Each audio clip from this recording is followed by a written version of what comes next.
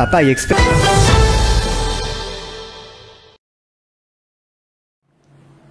Estimados amigos, estamos de regreso en Auténtica Noticias, edición central. Gracias por acompañarnos. Recuerden, nuestros números telefónicos son el 939-437-426. Usted ahí puede comunicarse con nosotros las 24 horas del día, enviarnos fotografías, videos y denuncias sobre lo que consideren importante publicar a través de nuestra señal multiplataforma. Amigos, vamos a conversar a continuación sobre un tema que en su momento tocamos aquí en el programa. Ustedes recordarán un reportaje presentado por nuestro medio de comunicación acerca de la investigación y el juicio que seguía el exalcalde del distrito de Soritor. Nos referimos al señor Josué Jara Acuña, quien cumple actualmente condena en el penal San Cristóbal de Moyobamba por uno de los delitos que habría cometido durante su gestión.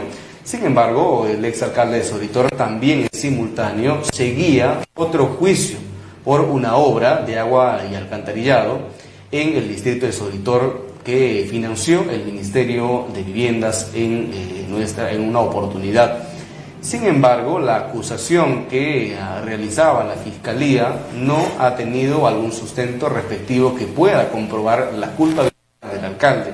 Y finalmente, el día de hoy, en un juicio virtual, se dio lectura al adelanto de fallo en el que finalmente se absolvió de toda culpa y de toda acusación al exalcalde polémico del distrito de Soritor. Para conversar acerca de este caso y la absolución nos acompaña hoy su abogado, el doctor Dandy Vázquez Carranza, abogado penalista y quien defendió durante este proceso penal al exalcalde de Soritor. ¿Cómo está, abogado? Bienvenido al programa. Muchas gracias, estimado Lancier. Bueno, un privilegio estar en tu casa televisiva. Guardan ustedes una gran reputación respecto a la difusión de noticias, ¿no? Sin parcializarse. Muchas gracias por la oportunidad y un placer poder conversar de este caso tan polémico, mediático. Bueno, y sin duda hemos buscado la manera de investigar también por nuestra cuenta sobre estos aspectos que han involucrado o que han tratado de involucrar al menos al exalcalde de Soritor, Josué Jara Acuña, y se ha podido encontrar una serie de acusaciones por parte de la Fiscalía, pero que sin embargo de todas ellas no se ha podido consumar o demostrar una prueba de demostrar la culpabilidad del alcalde. ¿Cuál ha sido el papel que ha jugado la defensa en este caso?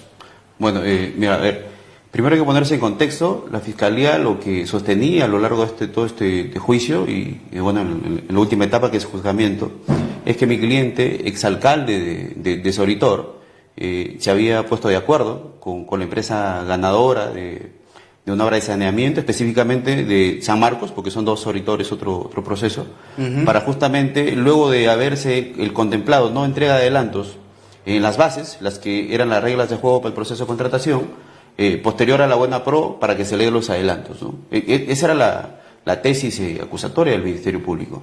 Pero a lo largo de todo este proceso, estimado Lanciera, queda demostrado que, bueno, primero quien tenía el rol fundamental en las bases era el comité de selección. El comité de selección ha sido quien elaboró las bases. Y este comité de selección siempre estuvo como testigo en este proceso, nunca estuvo como acusado. Entonces, por ahí ya la debilidad del Ministerio Público de su teoría del caso.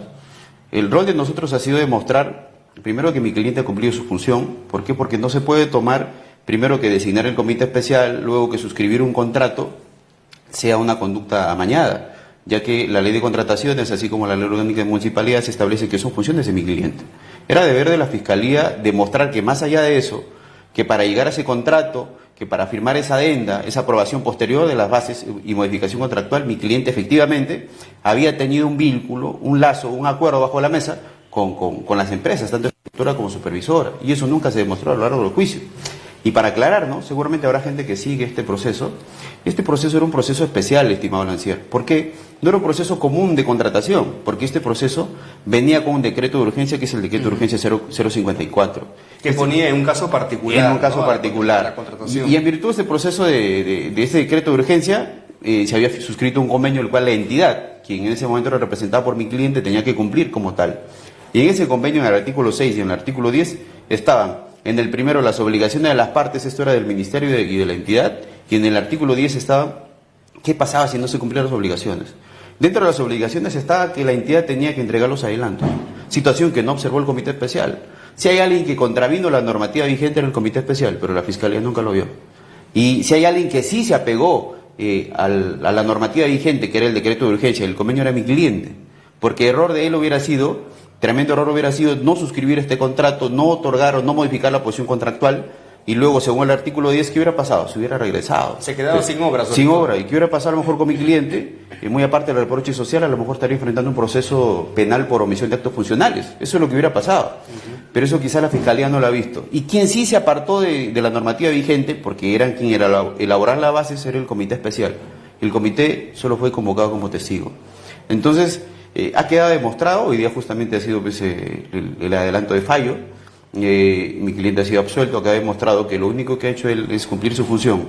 Y lo que sí se ha demostrado en el juicio es que el proceso de selección ha existido, que los adelantos se han dado, pero eso nadie lo ha negado, ¿no? La Fiscalía tenía una tarea más allá, que era demostrar el delito de colusión que se había propuesto y había ofrecido pues, sus alegatos de apertura. Una de las situaciones que parecía para la Fiscalía sospechoso en este tema era la rapidez con la que se habrían dado los adelantos a la empresa, y bajo ello sustentaba su teoría de confabulación con la empresa para realizar los adelantos. Sin embargo, se escucha en un momento de la audiencia virtual al propio juez indicar que se precise cuál es la parte del artículo que precisa un tiempo determinado o que se prohíba realizar en corto plazo, lo cual la Fiscalía no ha podido responder en su momento. Ese quizás ha sido un primer indicio para la defensa del exalcalde de Soletor, que el caso iba a ser absolución total. Mira, estimado Lancier, sin duda en este tipo de procesos no existe prueba directa, sino prueba indirecta. O sea, quiere decir que si la Fiscalía sostiene una acusación, esta tiene que ser en base a indicios, o a prueba indiciaria que se le llama, ¿no? La Fiscalía sostenía la celeridad que tú dices, cómo es que luego suscrita la buena pro, en tiempo récord, se modifica la posición contractual y del consignar no adelantos, se consigna adelantos. Pero la Fiscalía se olvidó de un tema ahí, estelar, ¿no? Como decía a un inicio, este proceso de selección estaba regido por el decreto de urgencia, el cual ya por sí tenía como finalidad acortar todos los plazos. ¿Qué quiere decir? De que como se trataba de un solo postor en el mismo de la buena pro. ¿Qué quiere decir eso? De que la empresa ganadora tenía ese mismo día para solicitar los adelantos. O sea, que se cumple el convenio. Y no era un caso solamente Soletor, ¿no? Se realizó en otros... En todo el país ese decreto de urgencia. Y bueno, presentar la solicitud. Y seguramente alguien dirá, pero sí, pero tan rápido lo respondieron, los municipios demoran. Esa es la lógica común, ¿no?, del ciudadano. Pero bueno, los que estamos empapados algo de esto, sabremos que en este proceso especial también el artículo 6.2.g del convenio, quien era la normativa vigente, que establecía, dentro del quinto día de otorgada la buena pro, la entidad tenía que remitir información del pagadero de los adelantos.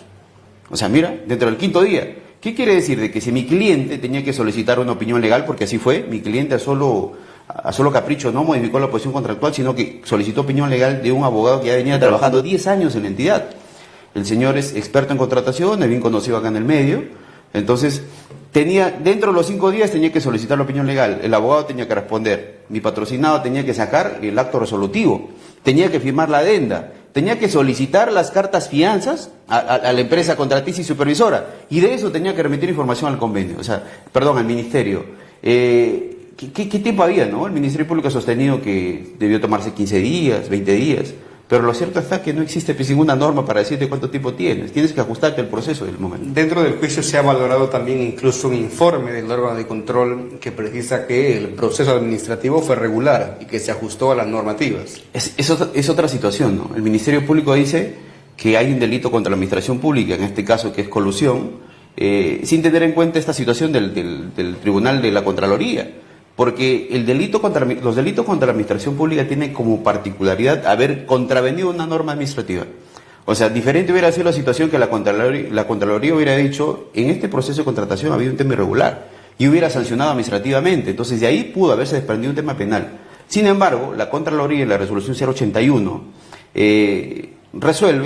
absuelve al abogado y a los demás funcionarios que participaron en ese proceso de selección y que habían hecho que estos adelantos, no considerados en las bases, posteriormente se otorguen. Entonces, si es la Contraloría ya que te dice, mira, administrativamente todo esto es regular, ¿qué relevancia penal tendría, no? Entonces ahí no entendemos nosotros las pretensiones del Ministerio Público. Y justamente todas estas situaciones han traído como consecuencia, hoy por hoy, la absolución, pues para mi cliente, quien fue el funcionario de la entidad, así como para la empresa ejecutora y supervisora. En esta consideración del delito de colusión agravada en un primer momento, que se había considerado colusión agravada, finalmente se cambia a colusión simple. Explíquenos por qué es que la Fiscalía decide cambiar de momento. Ya, bueno, lo que sucede es que la pretensión inicial del Ministerio Público era colusión agravada. Y bueno, los entendidos en el derecho conocen de que la colusión agravada tiene dos presupuestos, que es la concertación, que es el acuerdo entre el funcionario y el particular, el tercero, el extraneus, y el perjuicio económico al Estado debidamente demostrado, concreto. Sucede que en el desarrollo de este juicio, el mismo perito de la Fiscalía, que era el perito oficial, porque mi cliente nunca ofreció perito, ni el resto de acusados, dijo de que todos los adelantos otorgados se devolvieron oportunamente, o sea, se convalidaron. Luego redujo su perjuicio a unos intereses que supuestamente habrían generado este dinero que hubiera estado en el banco sin dar los adelantos, porque sin dar los adelantos que hubiera pasado, ese dinero se hubiera cobrado con valorizaciones. Después de un mes, el perito dijo no, lo que sucede es que esos 30 días o esos 20 días que pudo haber estado ese dinero en el banco generaba intereses. Pero quedó demostrado el juicio también, por misma información del Banco de la Nación a través de su portal, que ese tipo de cuentas no generan, de tesoro público, no generan ningún interés para el Estado. Entonces, la Fiscalía... Es un dinero que se cobra tal cual fue el depositado, la misma cantidad. Tal cual.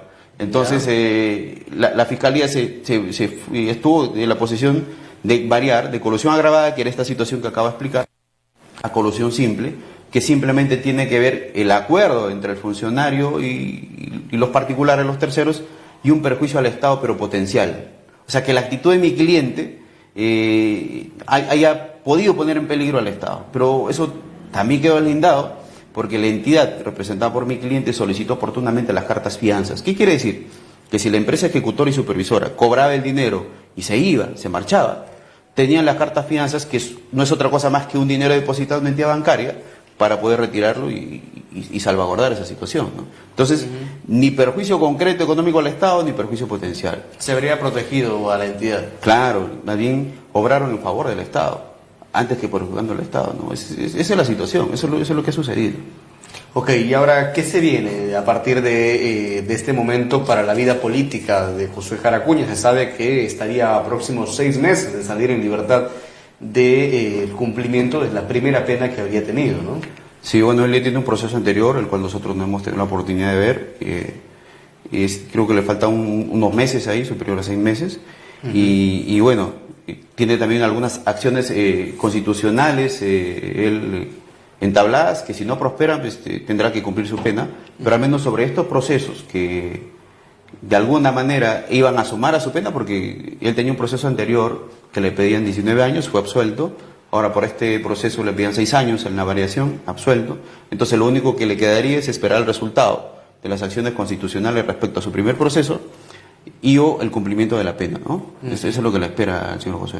Ok, muchísimas gracias por actualizarnos respecto a esta información que el día de hoy hemos podido conocer respecto a la absolución del exalcalde del distrito de Soritol, el señor Josué Jara Acuña, de lo que se venía acusando.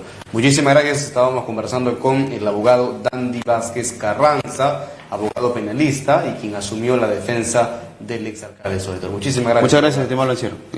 Muchas gracias a todos. Bien, estimados televidentes, vamos a cambiar de información aquí en Auténticas Noticias, edición central.